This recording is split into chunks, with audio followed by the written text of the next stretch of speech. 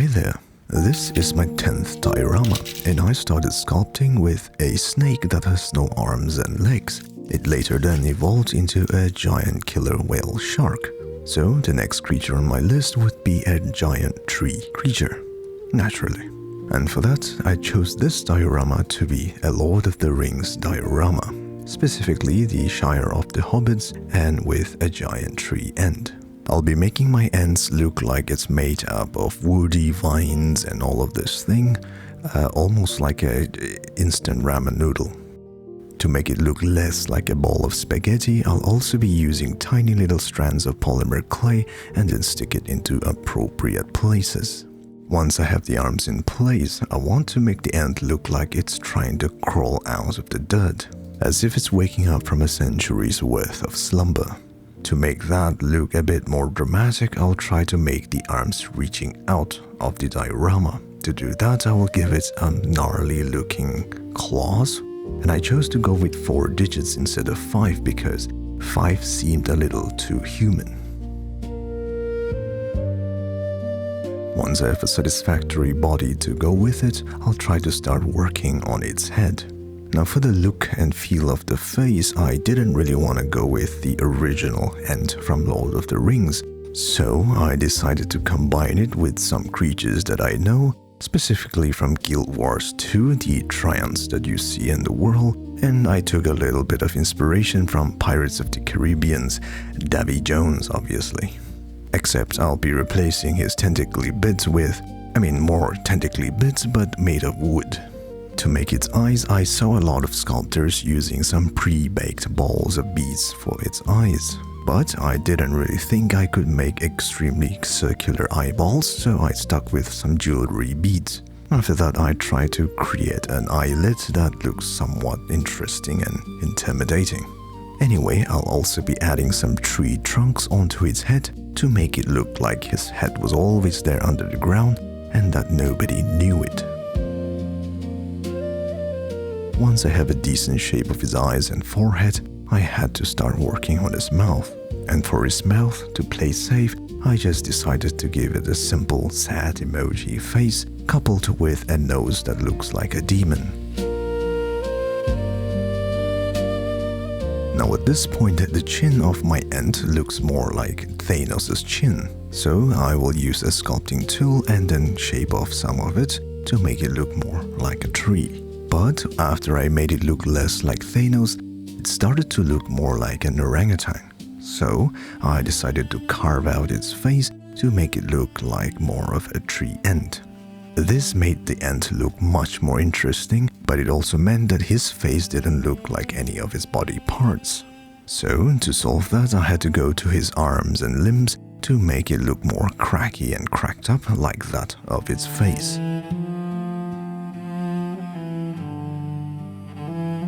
With that completed, let's make some actual trees. To make the trees, I'll try to improve upon the Swedish tree making technique that I have done before. The initial steps remain essentially the same. I'm using a bit of polymer clay and then create the basic structure of the tree. But instead of using polyfiber to make its branches, I'll use the Cynobodium spinosum that we learned from Geordie Crafts. I'll then take the dried up twigs and then shave off some of the excess branches. After that, I'll stick the topmost branch on the tree and then bake the whole polymer. Once the tree is baked, I will apply layers of PVA glue and sand to create the texture for its long branches. And before I proceed to add further layers of the sand, I will stick some of the tinier little branches on its branching tips.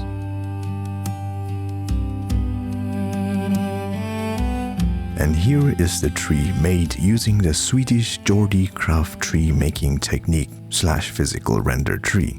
All that's left to do is to simply stick it onto the tree end along with some of the tinier little branches.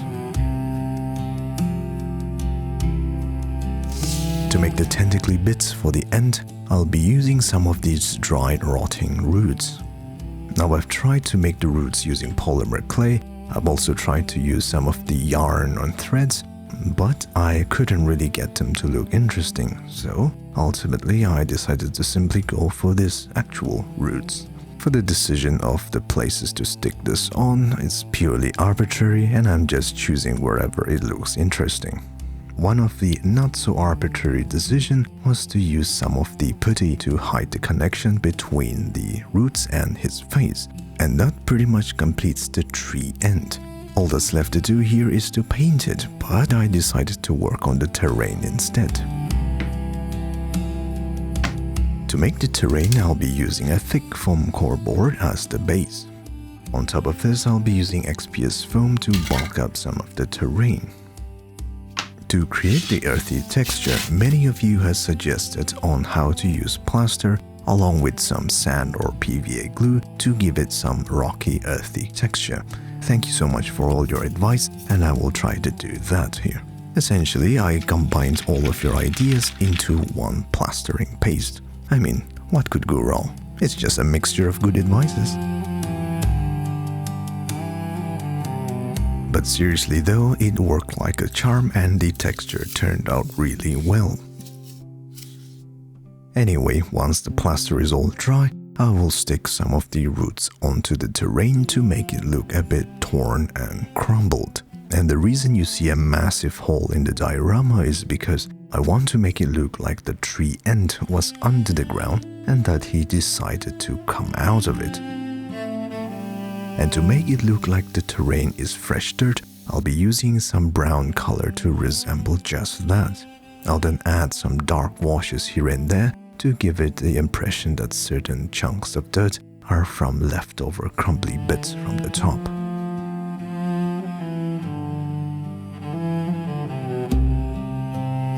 With the terrain completed, let's try to make a tiny little river. To make the river, I'll be using the pebbles that I got from the aquarium store. I'll pick up the tiny little pebbles from there and then simply sprinkle it onto the river.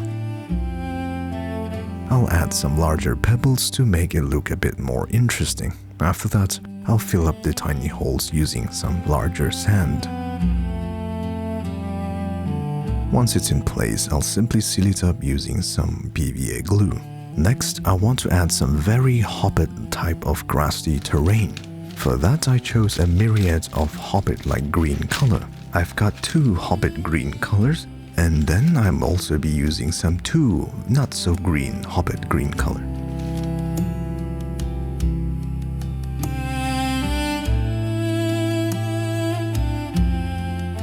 Anyway, for the sake of being informative, I'll run an extended clip of me flocking the grass on the terrain.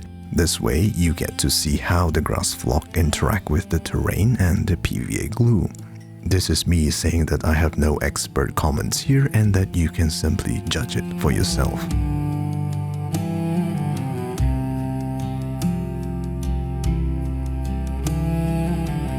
I've also seen a lot of YouTube creators using a brush to create some ripples onto the grass to make it look like real grass, instead of a rich guy's golf course. Once I'm done with the grass flocking, I'll stick a piece of metal onto the side of the diorama. This would form the support for the overreaching arm of the tree end. I'll then place the end on top of the terrain and then wrap him up using some plastic wraps. Now the reason I'm using this plastic wrap is that I want to separate the top and the bottom terrain, because obviously my tree end isn't painted yet. And on top of that, it also provides me with a stable enough platform for me to layer it with plaster. Anyway, I'll create a formwork around my diorama and then I'll apply some plaster, on top of which I will stick a 3D printed, who am I kidding? Of course I made it. To make the Hobbit house, I'll be using polymer clay, and I'll be creating out of layers, almost like I'm creating it out of wood and foam core boards. There's really no specific reason why I chose polymer clay over using wood or foam core board. I just thought that I would try doing it this way as well, and obviously there are lots of curves, which is simply much easier to create using polymer clay. I'll be making 2 Hobbit holes. And for one of the Hobbit hole, I decided to make the design look like Bilbo's house. I'm not necessarily aiming for perfect accuracy, I'm just trying to maintain a bit of atmosphere.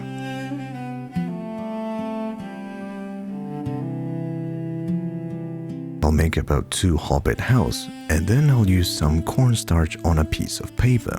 The reason for this is because I'll give the hobbit house a slight curve and then stick it onto the cornstarch. This, I hope, will help encourage keep the curved shape. And sure enough, it did, and I think the curve came out pretty interesting. Now then, let's go back to the diorama. I'll be using some colored plaster and then splash it all over its body. This would make it look like the tree end came out of the ground and carried some dirt with it. For dramatic reasons, I will add one of the hobbit house to be on top of the tree end. Once the plaster dries, I'll be able to disassemble the parts and start painting them individually. For the choice of color, I decided to simply go with some warm, happy, cheerful hobbit type of color.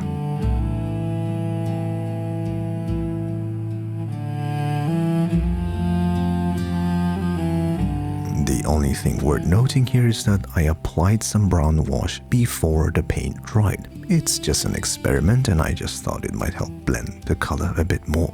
Once the paint has dried, I'll be using some sand to create the dirt road in front of the hobbit house. But I thought it looked a bit boring, so I decided to add some of the flat pebble pieces to make it look a bit more interesting. It's essentially the same thing that I did with my underwater diorama.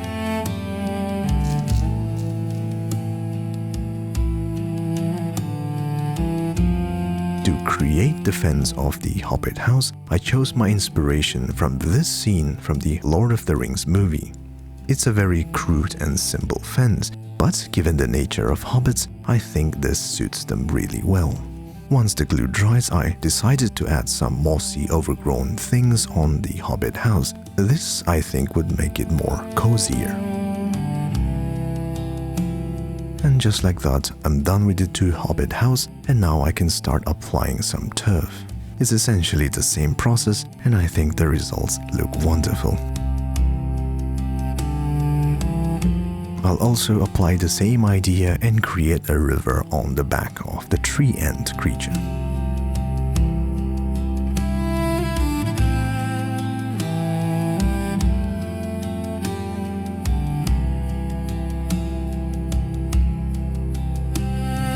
Now at this point I noticed that the sides of the cracked earth looked a bit boring, so I decided to give it some sand to make it look a bit more convincing.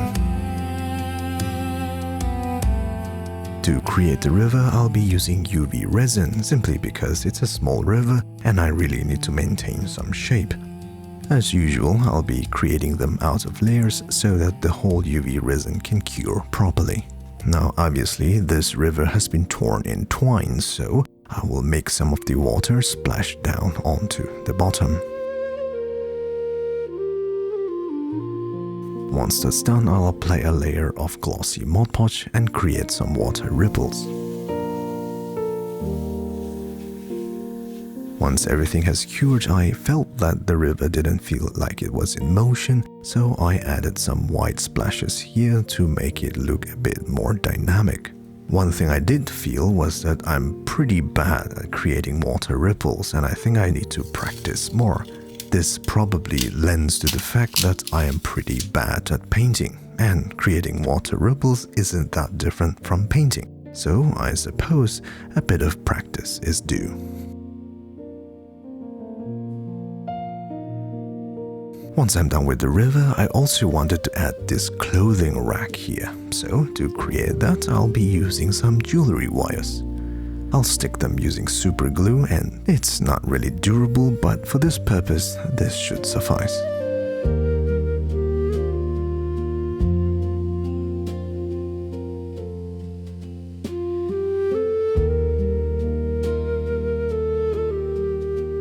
To make the clothes, I'll be using this air drying clay and Little Mr. Onion, if you remember from my very first diorama. With the help of Mr. Onion, I'll roll out the air drying clay into a thin enough sheet. I'll then use a precision knife to cut out certain shapes of clothing like trousers and shirts. and before it dries, I'll simply stick it onto the clothing rack. After the clay has dried, I will give it a happy, cheerful Hobbit type of color. That pretty much completes the terrain, so I think I should start painting the tree end. For the choice of color, I decided to make the tree look a bit woody and also mossy at the same time, given that it lives underground forever. For that, I'm using a bit of brown and green color and then accentuate certain parts using some lighter yellow-green color.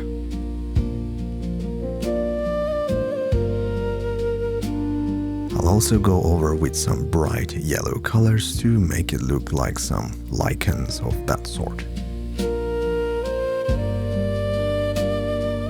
For the eyes of the end, I'll be using a bit of brown copper color and then top it off with some cat eye vertical slit eyeball.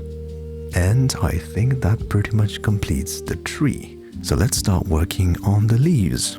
For the leaves on the tree, I decided to go with the foam texture that I used for my abandoned train station. One of the things I learned there was to keep the foam texture directional so that it doesn't look like just a blob of branch, but makes it look a bit more natural.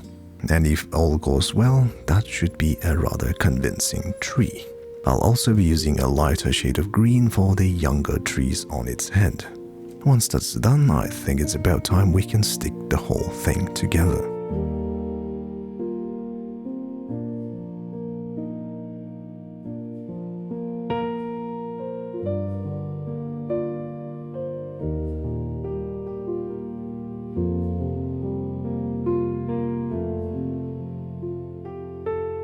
Now while the paint dries, let's make some splashes for the river. To make the splashes, I'll be using UV resin like I did before. After I have enough of it, I will heat it up with a lighter and then simply stick it onto appropriate places.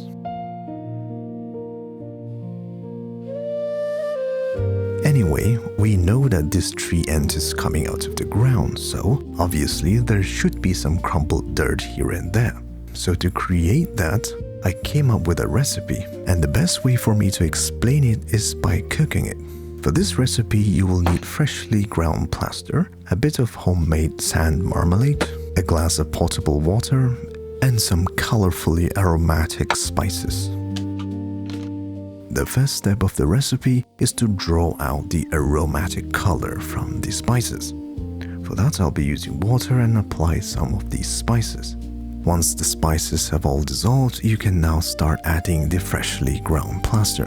After a bit of stirring, you can now add the sand marmalade. Then you will need an aluminium foil and then sprayed a layer of the first batch. You can always spice it up with some extra plaster or homemade marmalades. That's up to your taste. You can build this up layer after layer, varying the concentration of spices that you want. Once that's done, you just simply bake it in the oven in some arbitrary temperature. Once that's baked, just like many cooking shows, you will replace the whole thing with something that a professional made and then apply some buttery PVA glue on it. After that, you can apply the icing on the top, which is a matcha flavored grass flock. Now this step is important. Before the buttery PVA glue dries, you might want to crumble the whole thing up.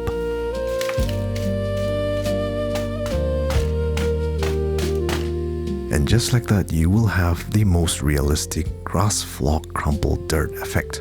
I hope you liked this recipe. Anyway, going back to the diorama, I'll take these crumbled bits and then stick them onto appropriate places.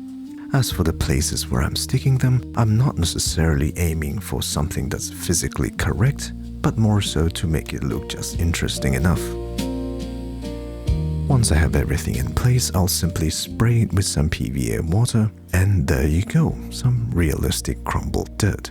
Now the author of the book, J.R.R. Tolkien, he supposedly created the Shire based on English countryside, and what he liked about it was the beautiful trees, the rolling hills and all of that. And I like trees myself, so I will make a myriad of colors and then stick them onto appropriate places.